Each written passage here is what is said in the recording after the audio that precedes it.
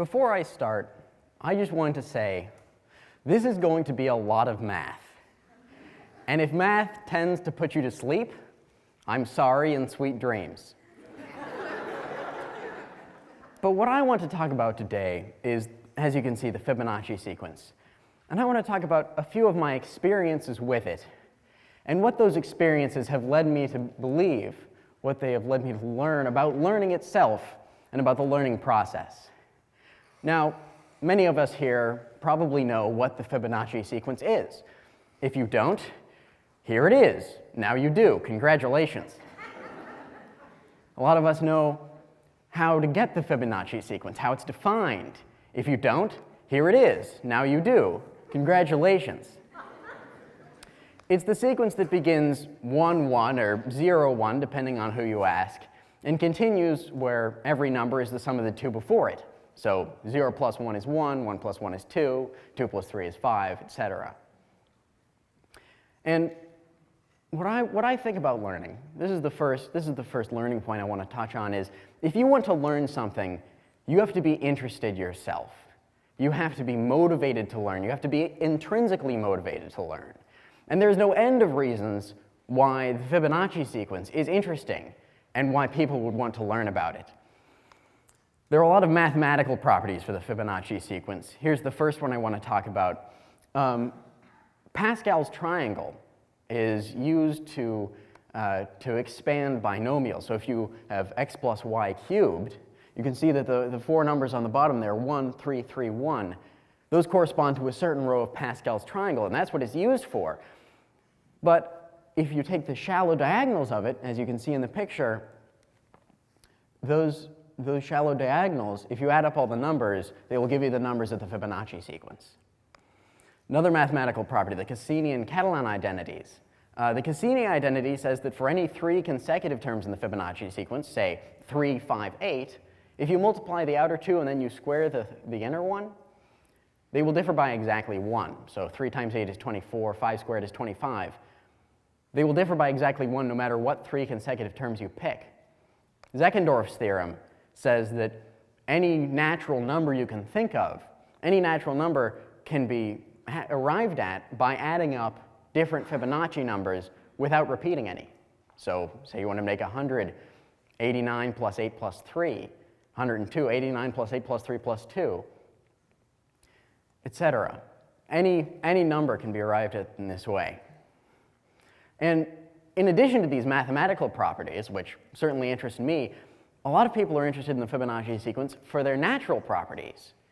The seeds in the petals of flowers, here you can see that they're arranged in a way that can be modeled by the Fibonacci sequence and using a few of its properties. That's the model right there in the bottom left.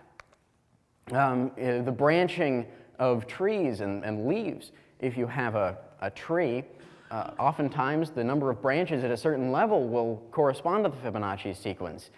And if you have, say, a certain type of plant that has 8 leaves on it that go around in a spiral, oftentimes that spiral will wrap around the plant itself 5 times. And it's common for these to both be Fibonacci numbers. I skipped one, but there it is. In nature, this is actually how Fibonacci originally described the sequence, with the breeding of these idealized rabbits. There's one pair of rabbits, and then they mature and they produce another pair, who in turn mature and produce another pair. And these are, of course, very idealized. None of them can ever die. All of them produce exactly one pair every turn. They all produce more rabbits at exactly the same time, and you'd run into all kinds of entertaining genetic diversity problems. But it's interesting that this is the way it was originally described, and that it works like this for a number of different animals. And finally, pineapples and pine cones, the spirals of them, you can see Fibonacci numbers in those. For example, in the different ways that you can see a spiral in a pineapple, or the number of spirals that you can see on a pine cone. But the main Fibonacci property that my talk is focusing on is this one, phi. Phi is a number. It's 1.618 or thereabouts. It's an irrational number, and it's 1 plus the square root of 5 over 2. And the reason it's important is because it's the solution to both these equations, x squared equals x plus 1 and 1 over x equals x minus 1. And it is also the converging ratio of the Fibonacci sequence. So if you go out to the infinitieth number of the Fibonacci sequence, it's a never-ending sequence, but if you take the infinitieth number and you divide it by the one before it, you will be left with phi.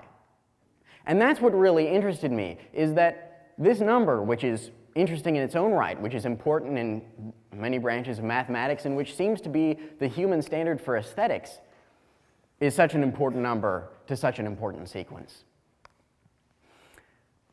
And here's where I want to talk about my experience, because what I did once was I wrote a program on my calculator to get phi, given the Fibonacci sequence. And there's this very interesting graph that it traces about where the ratio gradually approaches phi. But then I turned it around. And instead of dividing the numbers, I multiplied them. And in that case, you're left with a completely different sequence. Since you're multiplying the consecutive terms, 1 times 1 is 1, 1 times 2 is 2, 2 times 3 is 6, etc. And what really struck me about this was that the converging ratio of that sequence is phi squared. And if you do it again, it's phi to the 4th. And then again, it's phi to the 8th. And if instead of multiplying 2 terms together, you multiply 3, it's phi to the 3rd, and then phi to the 9th.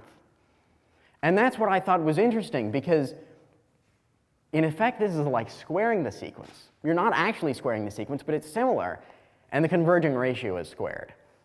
Now, it turns out that this in itself is not particularly profound.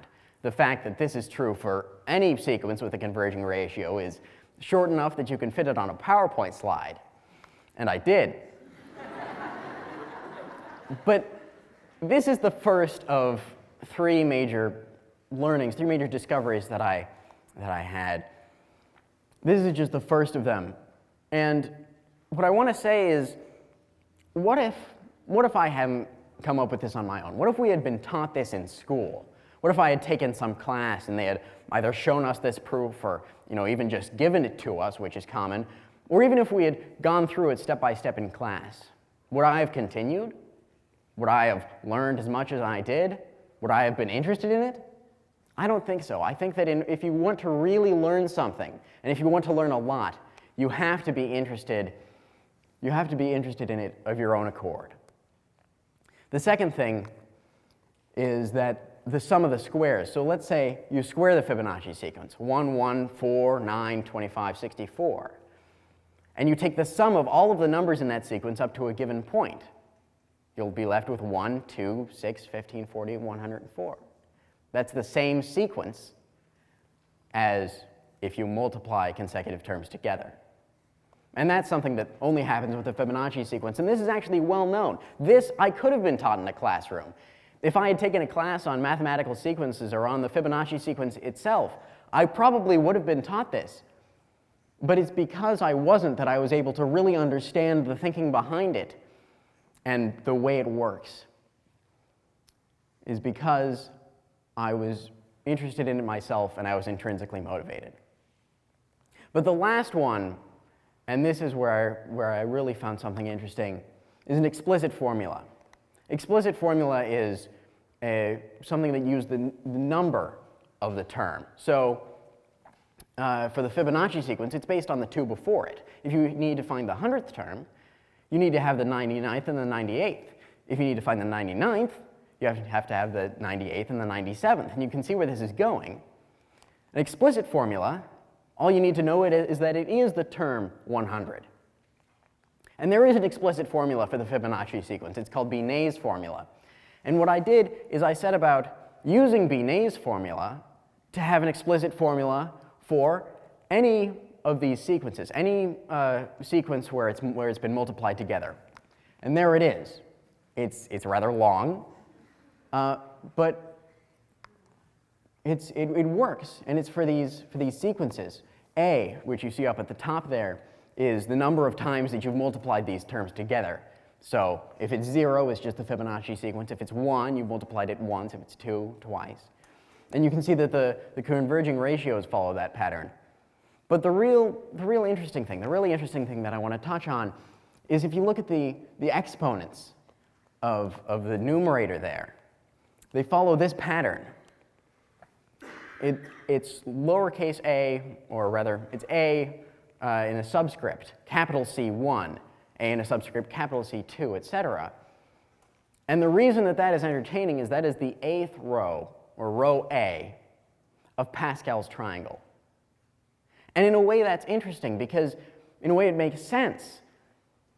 Usually for Pascal's triangle you're adding together a bunch of terms, and each term is multiplied by a coefficient that you're given by Pascal's triangle. But here you're multiplying together a bunch of terms, and each of them is raised to a power, and you're given that power by Pascal's triangle. And this is not something I would have expected to see here. Even though it makes sense, I never expected to find it here. And that's why I say that if you learn enough and you're intrinsically motivated to learn, and you're interested, and you learn enough, and you keep learning, you might just learn something that you already knew. Thank you.